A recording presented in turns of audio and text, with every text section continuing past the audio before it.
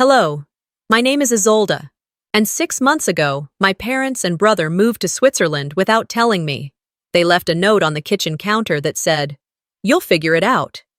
No goodbye, no forwarding address. I thought that was the worst of it, until I found out they'd put foreign property in my name, forged my signature, and told the world I had chosen to stay behind. They didn't just erase me from their lives, they turned me into their legal shield. But why would a family do that to their own daughter? And what happens when the one they left behind decides not to stay quiet anymore? Would you keep their secret? Or would you burn the whole thing down? I didn't notice it at first. It was the kind of stillness that doesn't raise alarms right away. A quiet Saturday morning in mid-January. Vermont winters always bring that kind of hush, thick snow muffling every sound, blanketing the streets in a deceptive calm. From my bed upstairs, I listened, waiting for the familiar creak of the floorboards outside my door or the hum of the heater kicking in, but nothing came. I rolled over, rubbing my eyes, and waited another moment. No scent of coffee wafted from the kitchen, no low murmur of the news channel drifting through the hallway. I sat up. The house felt hollow. Slipping into my thick socks and throwing on the cardigan draped over my chair, I padded downstairs. The floor was cold against my feet. My eyes moved to the living room first. The couch still held the dent from where my father usually sat, but the blanket was folded too neatly. Not like him. The remote was gone. The hallway light had been left on. Something was off. I walked into the kitchen. At first, I didn't see it, just the polished counter and the empty mug tree. All the mugs gone, which was weird. Then, there it was, a single folded sheet of paper sitting dead center on the counter. My name wasn't on it. No envelope, just one line in my mother's handwriting, her sharp, slanted script.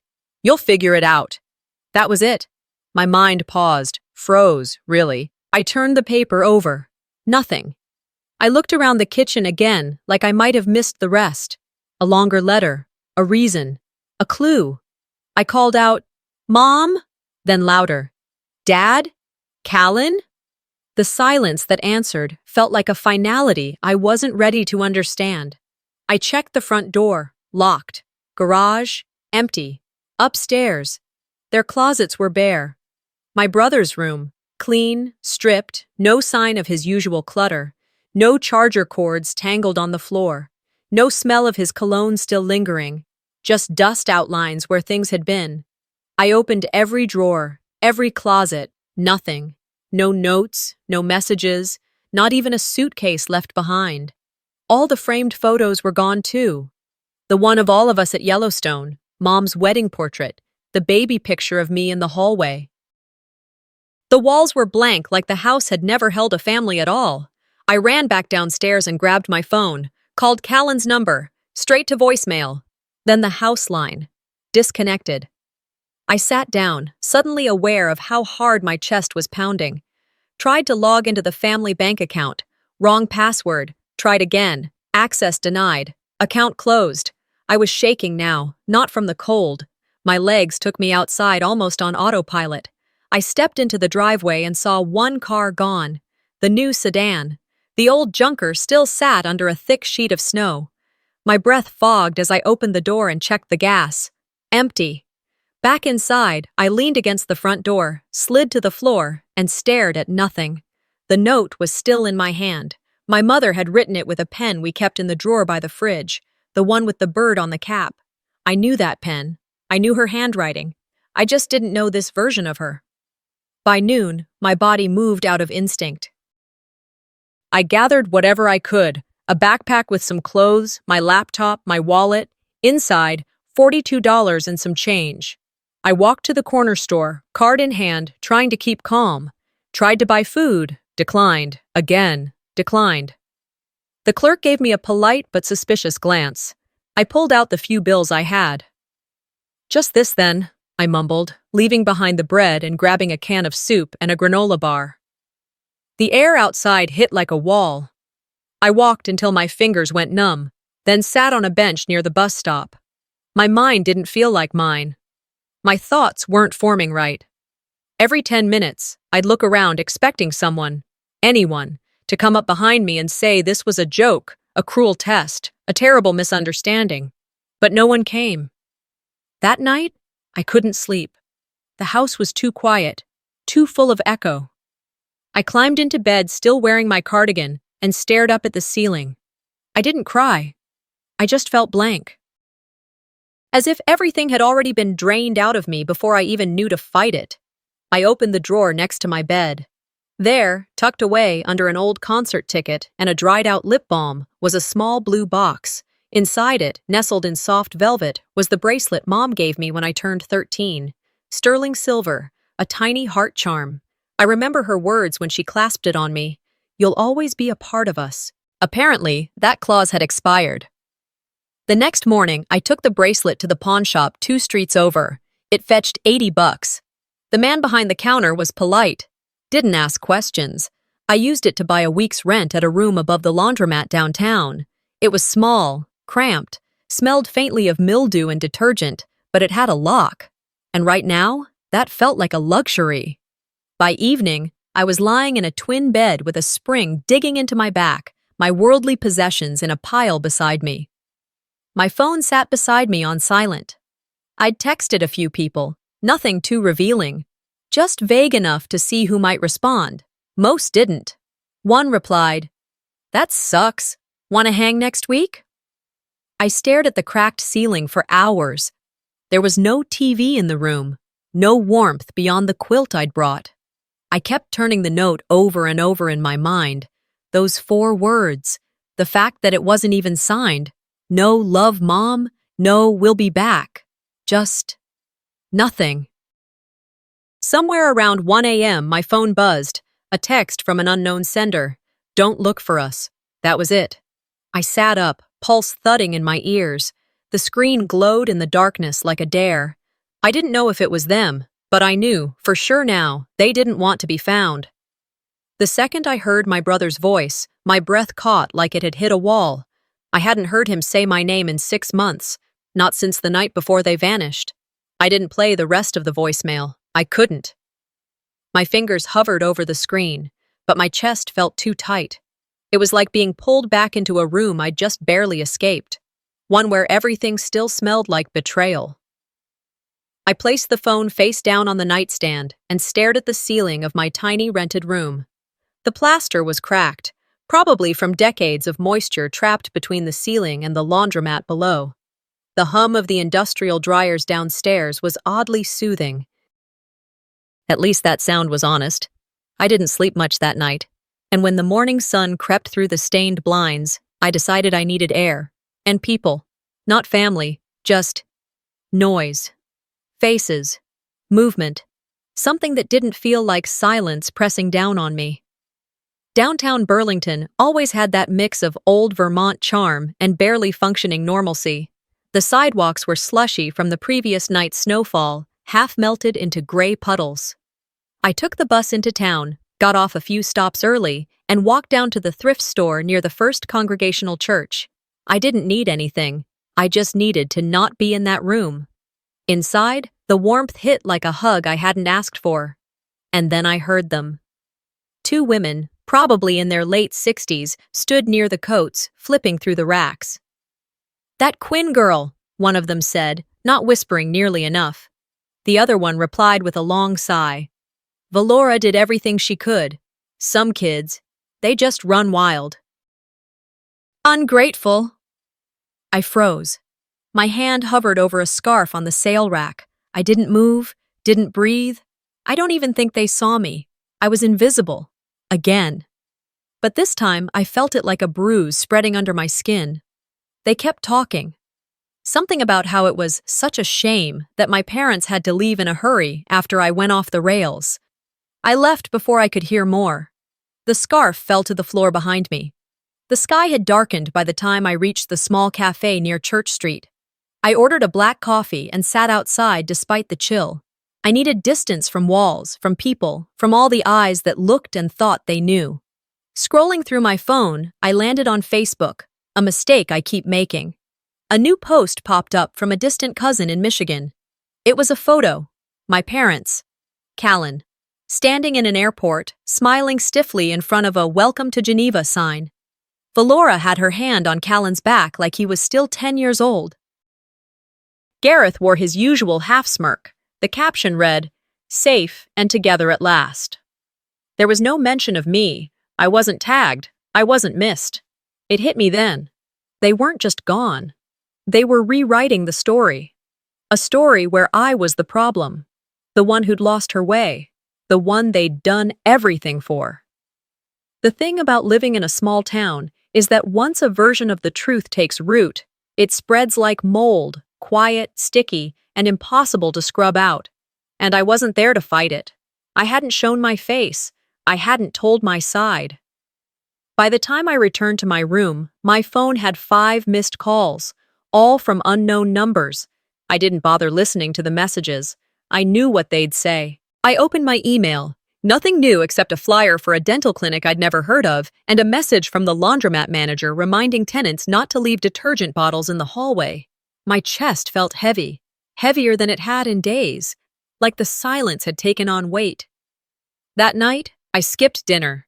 I had half a can of soup left, but my stomach didn't ask for it.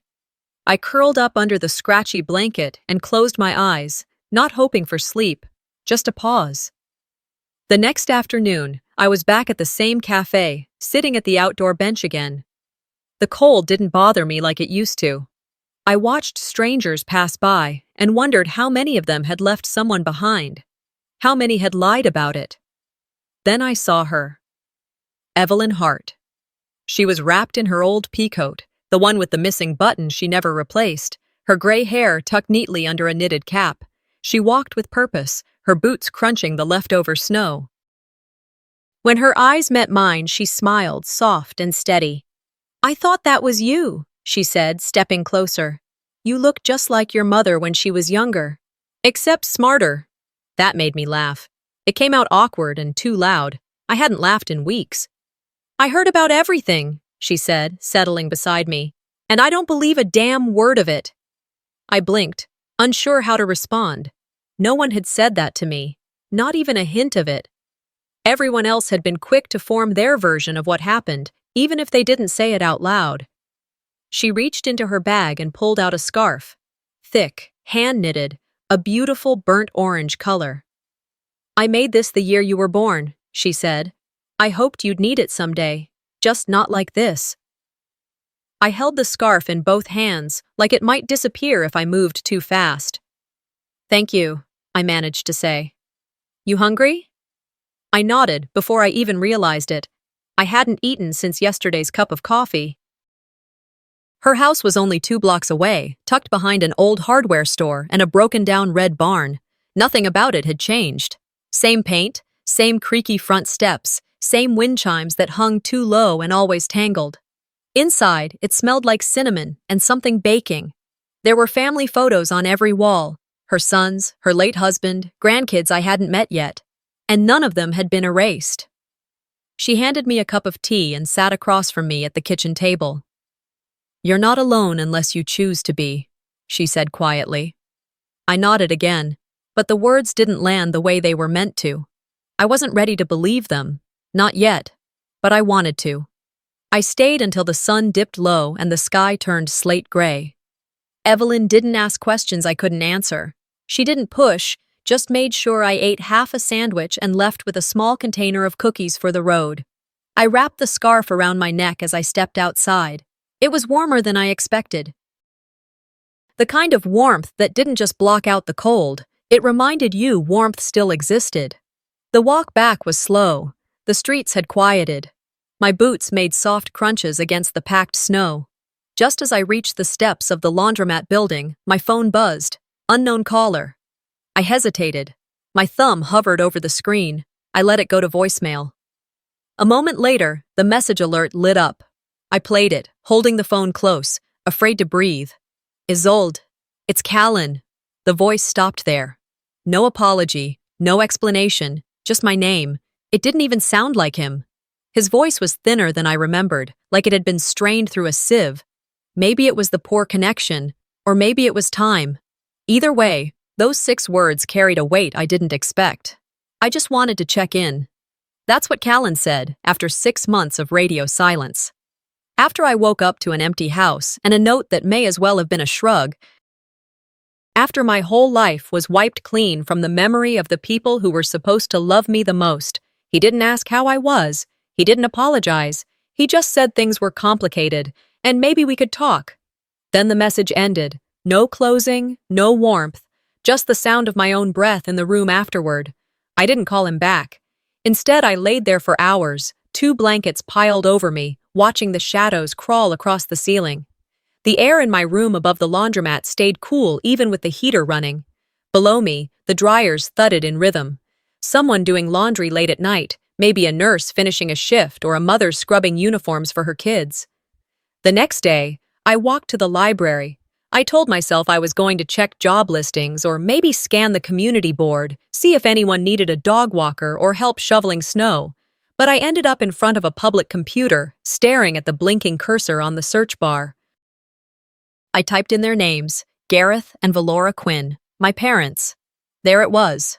A press release dated 3 months ago from a business journal based out of Geneva. American consultants Gareth Valora Quinn face breach of contract suit. My stomach knotted before I even clicked the link. The article laid it out like it was just another corporate scandal. The Quinns had allegedly mishandled funds from a community investment program, transferring money into a shell company. There was a civil suit pending. A quote from their attorney claimed they'd relocated to Europe to focus on their family's future. I read that line again and again. Focus on their family's future. There was even a photo attached. My mother, standing in a tailored beige coat, smiling confidently at the camera like nothing in the world could touch her. My father looked tired but defiant. His jaw clenched in that way he did when he thought he was being noble. I wasn't mentioned, not once. It felt like a second disappearance, this one printed in ink and digital typeface, sent out to the world to solidify the narrative. We didn't abandon our daughter. We're just focused on the future, as a family. As if I didn't exist, I printed the article. The library printer spit it out in jerky bursts, like even it was hesitant. I folded it once and tucked it into my backpack without reading it again. I knew the words by heart already. Back in my room that night, I couldn't stop seeing my mother's smile. It haunted the inside of my eyelids every time I blinked. She looked proud, like she had gotten away with it. I lay awake, replaying birthdays, Christmas mornings, dance recitals where I waited for her in the wings. Every flash of memory now came with a question mark. Was that real? Did she mean that hug? Was it guilt when she missed my graduation? Or convenience? Callan, though, he was the star. The golden boy. He didn't even have to be good. He just had to be there. I remembered a time when he got suspended for skipping class. Instead of punishment, my parents took him out to dinner, said he needed a reset. When I got a B+ in calculus, my father said, "Maybe if you weren't so distracted with your books, you'd notice what's going on around you." They praised him for breathing. They reminded me to stay useful. I was the backup singer in a band that didn't even know I was on the stage. I stared at the ceiling, the paper crinkling under my pillow where I'd hidden the printout. I could feel the corner digging into my back like it wanted to be read again. They hadn't left me because I failed them. They left because I was easy to leave. They ran from the lawsuit, from the mess they'd made. And I was the collateral, not important enough to bring, not dangerous enough to silence. The next morning, I pulled on jeans, laced my boots, and trudged through the slush to Evelyn's. I needed her calm, her kitchen, her quiet wisdom that didn't feel like pity. She answered the door before I could knock. "I was just about to call you," she said. "Something came for you." She handed me a cream-colored envelope, unsealed. No return address, but the handwriting. Well, it looked familiar. I didn't open it right away. I sat at her table first, warmed my hands on a cup of chamomile tea, and listened to her talk about the neighbor's new puppy and the school choir rehearsing 2 blocks away. Only after she went to check the oven did I unfold the letter. It wasn't long. 1 sentence in my mother's handwriting. "We're glad you're surviving. We knew you would." That was it. No name, no apology. Just a line that sounded more like a report than a sentiment. like I was a project that had managed to carry on without maintenance. My chest tightened, not from sadness, not anymore, but from the sheer audacity of it. They'd left me to fend for myself, stripped me of everything, and now they were taking credit for the fact that I hadn't fallen apart, as if my survival was their legacy. I sat at the edge of Evelyn's kitchen chair, the letter still clutched in my hand, the same way you hold something filthy before dropping it into the trash. Her oven ticked behind us, humming a low, warm note, while my brain replayed the sentence like a broken radio stuck on one awful station. "We're glad you're surviving. We knew you would. Not we're sorry. Not we were wrong. Just a congratulatory pat on the back for not collapsing under the weight they left behind." Evelyn poured me a second cup of tea. She didn't say anything at first. She knew silence could be more comforting than poorly timed advice. I stared out her frosted kitchen window as the afternoon faded into that dim, cloudy gray Vermont liked to wear in February. When I finally stood to leave, she pressed a zippered pouch into my hand. "There's a little extra in there," she said softly. "Don't say no. You can return it once you've got something stable again." I tried to protest, but she held up a hand. "You helped me bring in my trash bins every Tuesday for years. Just consider it back pay." I smiled, even if only to keep my lips from trembling. I tucked the pouch into my coat pocket and promised I'd come by again that weekend. By the time I stepped back into the street, the snow had started to fall again, light flurries drifting like powdered sugar across the cracked sidewalks. The Burlington Public Library was still open when I got there. I liked their second-floor reading nook, with its big arched window and chairs that never matched. I didn't go there to read that day, though. I just wanted somewhere warm, somewhere nobody expected anything of me. I pulled out my phone to delete junk mail and update my resume draft for the 5th time that week. That's when I saw it. Subject: "We'd like to reconnect." The sender: Valora Quinn. I didn't click it right away. My finger hovered, twitching slightly with restraint. I sat back in the chair and stared at the subject line as if it might vanish, but it didn't. Eventually, curiosity won out. The sick, stupid kind that makes you peel off a bandage too soon just to see if the wound is healing. The email opened to a neat block of text. Not too long, not too emotional. The tone was measured, like someone writing a holiday newsletter or applying for a job. "We're glad to see you've been managing well. Life in Geneva has its challenges, but we've found clarity. It would mean a lot to hear your voice. We miss you. Let us know if you'd be open to reconnecting. There may also be some mutual opportunities we could explore. Mom." Mutual opportunities. I read that line at least 10 times. My stomach twisted. It wasn't the "miss you" part. I knew that was decoration. It was the business-like suggestion tucked inside that sentence. Like I was a colleague, a consultant, a leverage point. I leaned back in my chair and let out a slow breath. A teenager nearby was typing something furiously on her laptop, earbuds jammed in her ears, oblivious to the small earthquake happening 4 feet away. When I got back to my room later that evening, I showed the email to Evelyn. She read it once, then again, slower. She didn't say anything at first. Her eyes moved across the screen like she was reading legal fine print. Finally, she said, "People who miss you don't send emails. They show up when it mattered." I nodded, but I wasn't ready to let the message go. That night, lying in bed, I pulled it up again. Read it in the dark, the screen glowing softly on my face. Mutual opportunities. What opportunities? They'd taken everything. The house, the money, the history. The only opportunity I'd gotten was a chance to scrape myself together with whatever was left behind. But some stupid part of me, the same part that still remembered how my mother used to braid my hair on Sunday mornings, or how my dad used to carry me on his shoulders at the county fair, that part wanted to believe. Maybe they missed me. Maybe Callan reaching out had been real. Maybe there was some sliver of decency left. I stared at the ceiling and let that possibility sit on my chest like a stone. It didn't feel like hope. It felt like a trick. Sleep finally came, but it didn't bring rest. Instead, it delivered a memory. I was 14. The kitchen was loud with the clatter of dishes, and I stood over the sink with rubber gloves on, scrubbing a pan that had been burned with something sticky and impossible. My back ached. My hair was pulled into a tight ponytail, and suds clung to my forearms. In the living room, I heard my parents clapping. Callan had just finished showing them a school project, a trifold board about World War II, pieced together with sloppy glue and half-typed paragraphs. They were raving about it like he'd won a Pulitzer. "That's my boy," Dad said, laughing. "Smart and creative. He's really coming into his own," Mom added. They didn't come into the kitchen. They didn't see me. They never asked why I was the one always cleaning, always catching the slack. When I woke up, my jaw ached. I'd been grinding my teeth. The sun hadn't fully risen, but I got up anyway, walked to the tiny kitchenette, and made myself instant oatmeal with the last packet in the box.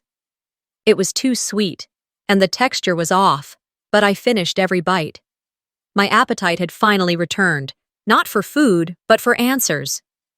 As I rinsed the bowl and set it on the dish rack, my phone buzzed. New email. Subject: You need to know what they're planning. The sender was unfamiliar at first glance. Then I saw the name, Maris Cole.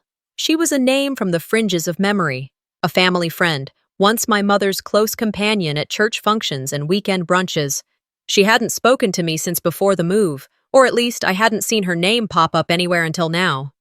My fingers hovered again, but not for long. I clicked. By the time I clicked open Maris Cole's email, the snow outside had thickened into a quiet white curtain. I was still in the same sweatshirt from the night before, half curled on my cot with the heater buzzing weakly beside me. There was no formal greeting, no pleasantries, just the subject line, "You need to know what they're planning," and beneath that, a single sentence, "Can we meet today, somewhere quiet?" I stared at it for a few minutes, debating whether to respond. The name pulled at something old.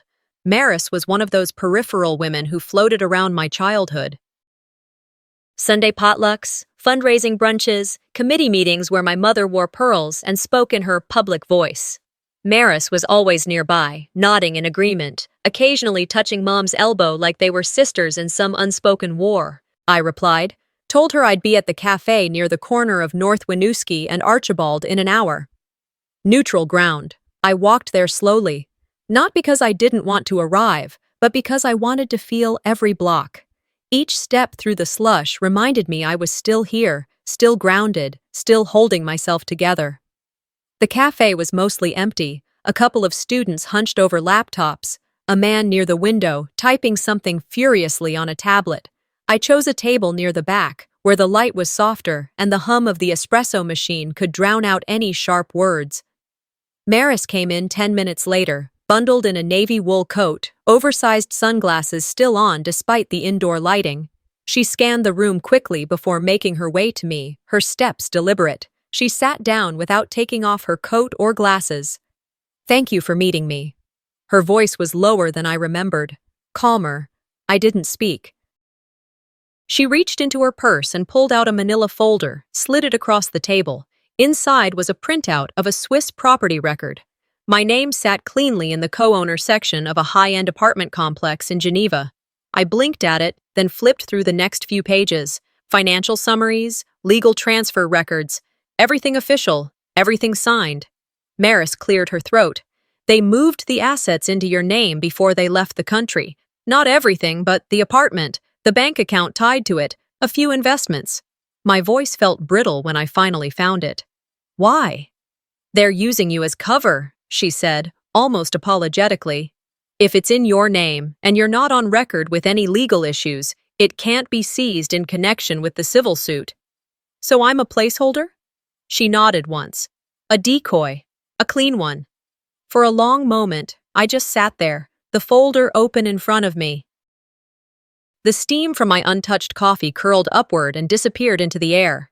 I thought about the closed bank account I'd tried to access that first week. The note left behind on the counter, the text that read, "Don't look for us." It all clicked into place, the way a puzzle finally settles after forcing the wrong piece over and over. They hadn't run from me. They'd run through me. Maris leaned in a little. "I thought you deserved to know. I didn't know until recently. I overheard Valora talking during a call with their lawyer." "Why tell me now?" I asked, finally meeting her eyes. Her sunglasses were off now, folded in her hand. "I've known your mother a long time," she said. "But this is another level, and I should have asked questions earlier. I should have checked in with you. That's on me." I didn't say thank you. I wasn't there yet. But I didn't stop her when she offered to email me the digital copies. We parted without touching, without any promises. Just two women on opposite sides of a family line someone else had drawn. Back in my room, I turned on the desk lamp and pulled out the small notebook where I'd started documenting everything weeks ago. Call logs, timeline, bank errors, names I recognized from old documents my parents used to leave on the dining table without thinking twice. I added a new heading at the top of a fresh page. Property in Geneva. Red pen this time. Later that evening, my phone lit up with a call from Callan. No surprise there. I answered on the second ring, more out of curiosity than obligation. "Hey," he said, as if we'd just spoken yesterday. I didn't say anything. "I know it's complicated," he began. "They're under a lot of pressure right now. The lawsuit's serious, and they're trying to keep it together. I didn't agree with how they left, Isolde. I swear I didn't." I stayed silent. "But we all knew you'd be fine, right? You've always been the strong one." My voice was steady. "Did you know they were going to leave me behind?" There was a beat of hesitation on his end. Too long, too measured. "I was told you had a plan," he said finally, "that you didn't want to come, that you were going to stay with friends or move out soon anyway." A lie, and he knew it. I could hear it in the tightness of his throat, the subtle waver in his polished tone. He wasn't even sure what version he believed anymore. I didn't respond. I simply ended the call. That quiet click felt more powerful than anything I'd said in weeks. I sat for a long while after that, the city outside quiet and snow-coated. My room felt smaller now, but sharper somehow, like the truth had pulled the walls in closer, but made everything inside it clearer. I opened the folder I'd been building, a chart sketched out across the first page, boxes, arrows, dotted lines connecting property transfers to legal contacts to overseas transactions. My name sat in the center of it all, circled in red. I wasn't their daughter anymore. I was their loophole, their clean name, their shield. I stared at it a few seconds longer, then scratched through the word shield and wrote, in bold letters just underneath, sword. The morning after I chose to stop playing defense, I woke to the scrape of something against my door. Not loud, not rushed, just the soft, deliberate slide of paper across wood. I waited, thinking maybe it was the building's handyman, or someone slipping an ad under every door on the floor. But when I opened the door, there was nothing but a pale yellow envelope. No name, no address, just sitting there like it had been waiting. I picked it up slowly, my fingers stiff from the cold seeping through the hallway. The paper felt expensive, smooth, intentional.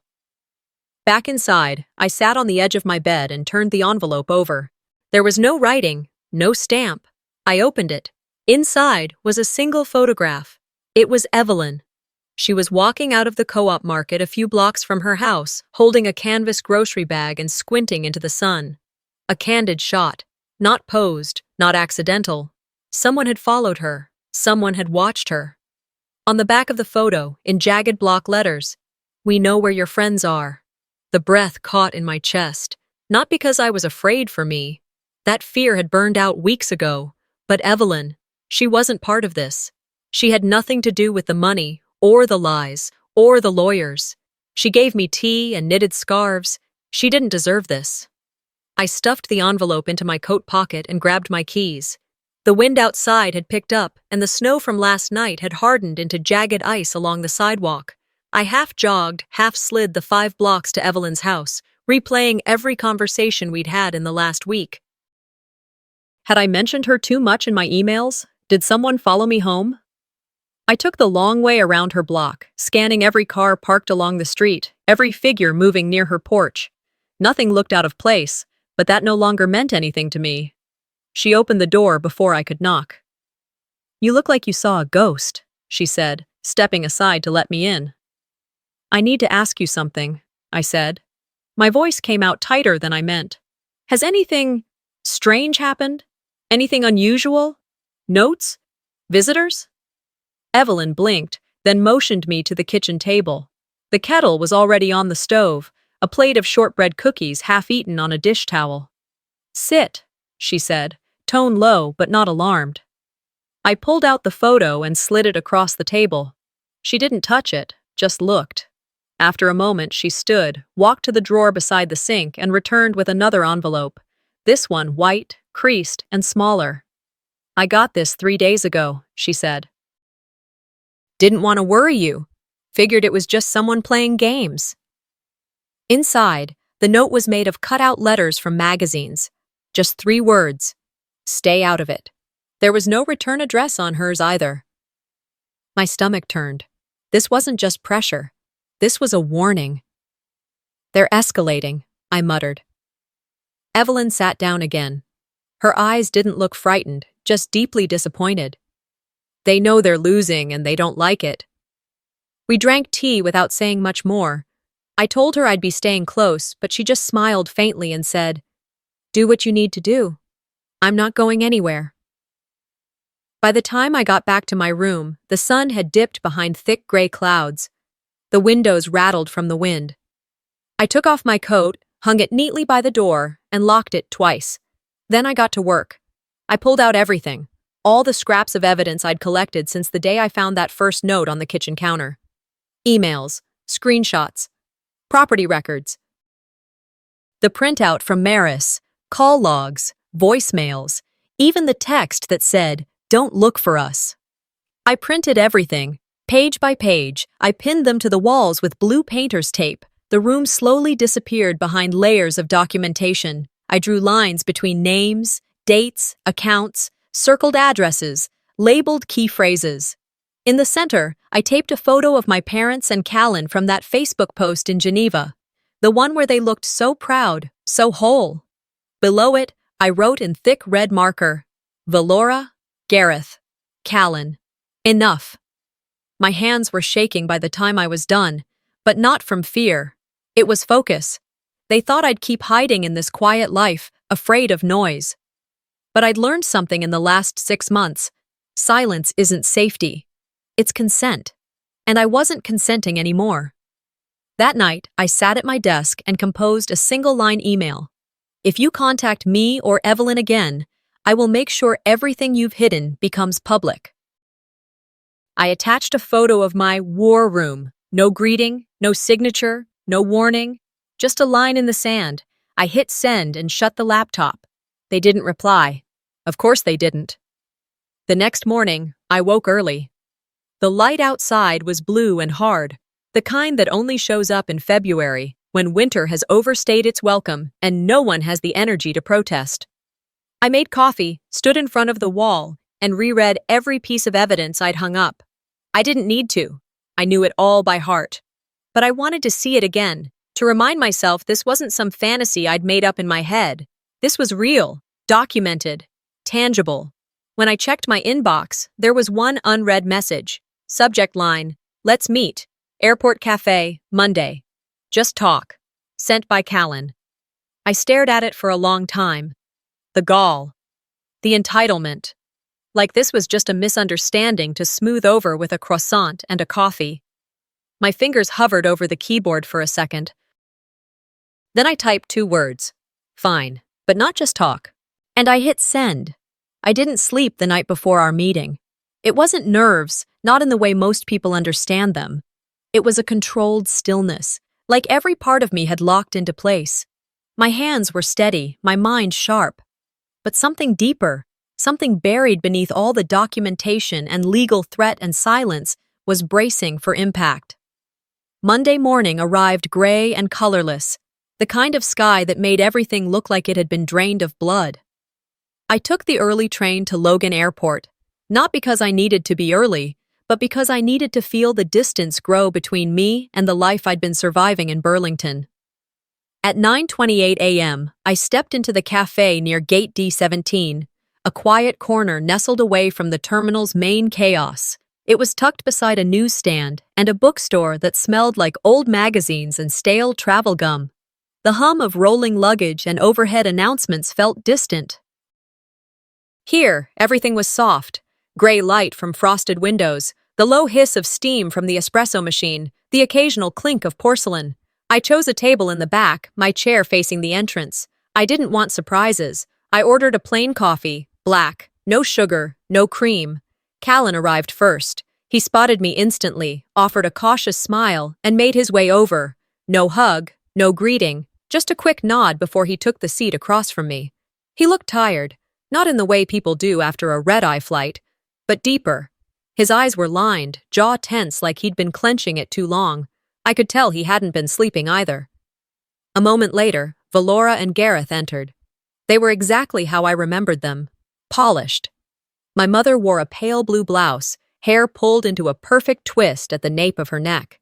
My father's blazer was pressed, his shoes just a little too clean for New England in winter. They sat down without asking. Just like old times, moving through life as if nothing was ever up for negotiation. No one spoke right away. Then Valora started, her voice carefully modulated like she was reading from a script she'd rehearsed a dozen times. "We're a family," she said softly, her hands folded neatly on the table. "Mistakes were made, but it's time to move forward." Forward. Like we'd just tripped over a curb, not abandoned a child in a country to protect assets in another. Gareth chimed in next. "You've always been strong, Isolde. We were proud of that. Still are." Proud. That word made something crack, just slightly in the back of my throat. Then Callan. His voice was the calmest of the three, measured, almost too even. "Let's stop this before it goes too far. We're not the enemy." I didn't say anything. I let them talk, let them fill the silence with the noise they needed to hear themselves say. It was like watching three people paint over mold and calling it a fresh start. After a few more meaningless sentences, ones about love, regret, wanting to reconnect, I reached into my bag and pulled out a manila folder. Callan's gaze dropped immediately. Valora's hands twitched. Gareth tried not to look bothered, but his jaw flexed. I laid the folder on the table, slid it open. First, screenshots of the emails. The one from Valora about mutual opportunities. The legal transfer notices. Their name-clearing press release from Geneva. Next, the property deed, my name in bold letters, sitting quietly as the fall guy in their real estate shell game. Then came the photo of Evelyn leaving the grocery store, and the envelope. I didn't speak. I just kept placing the pages, slowly.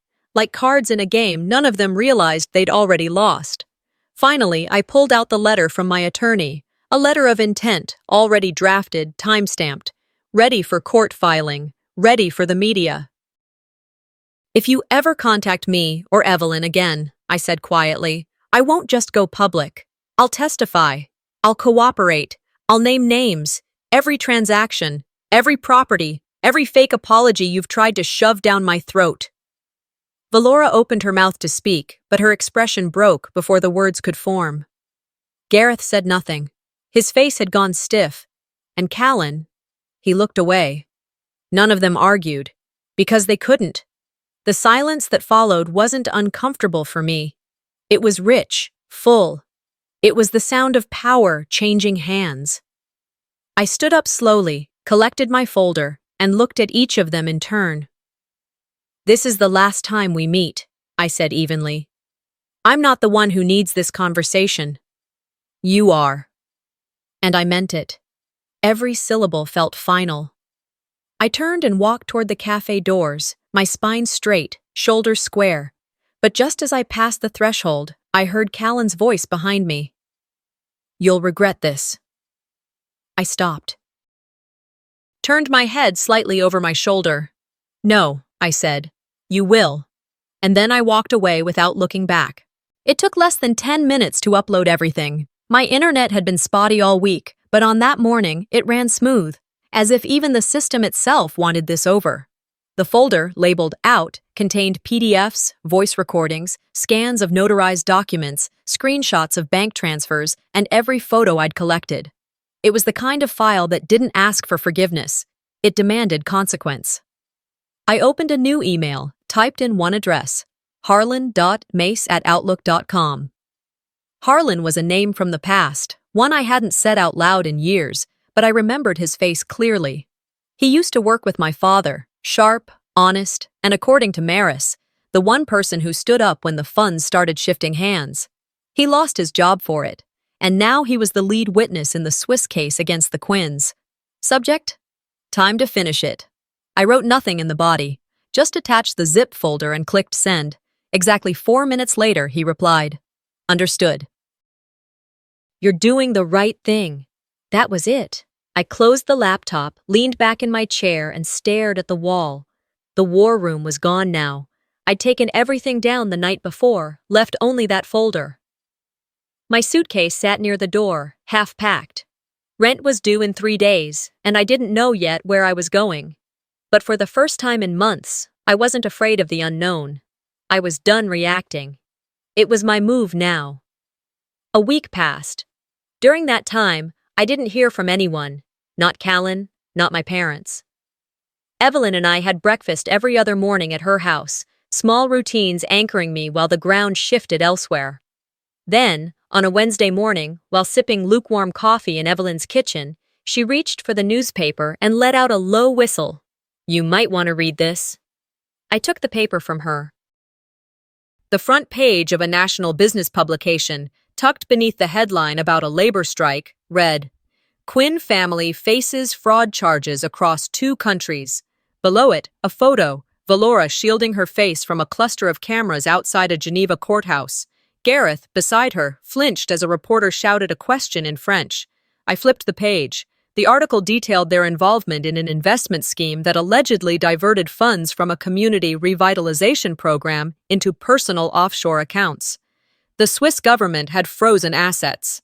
U.S. officials were cooperating with the investigation.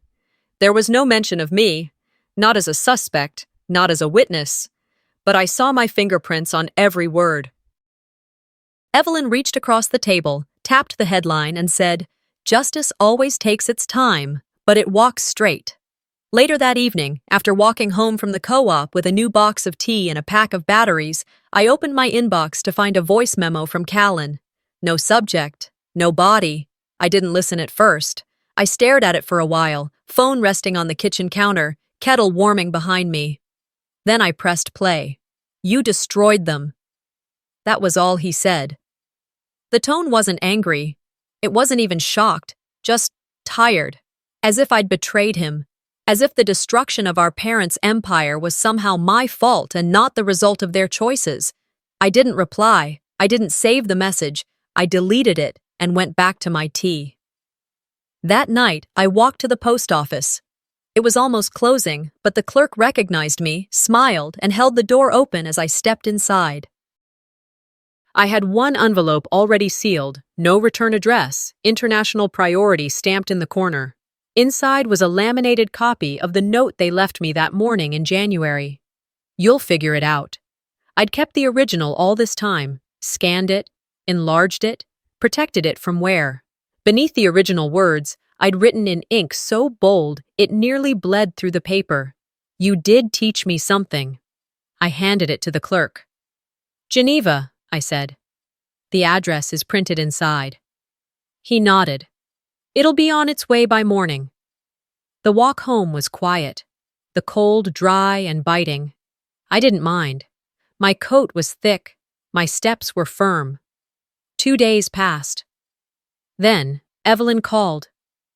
"You got a minute?" she asked. Her voice was calm but clipped. "Of course." "I had a delivery today," she said. "Flowers. No sender listed, just a blank card." "What kind?" "White orchids." I didn't answer right away.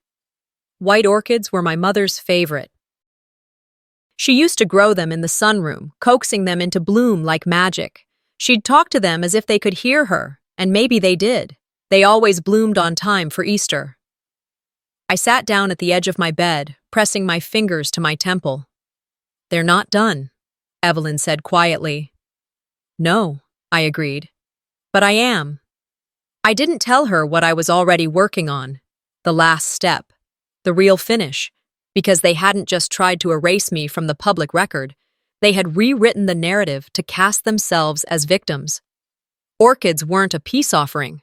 They were a reminder, a warning. But what they didn't realize was that I wasn't planting roots in their story anymore. I was building something new, somewhere they'd never understand. The morning Evelyn moved out, the air smelled like thaw.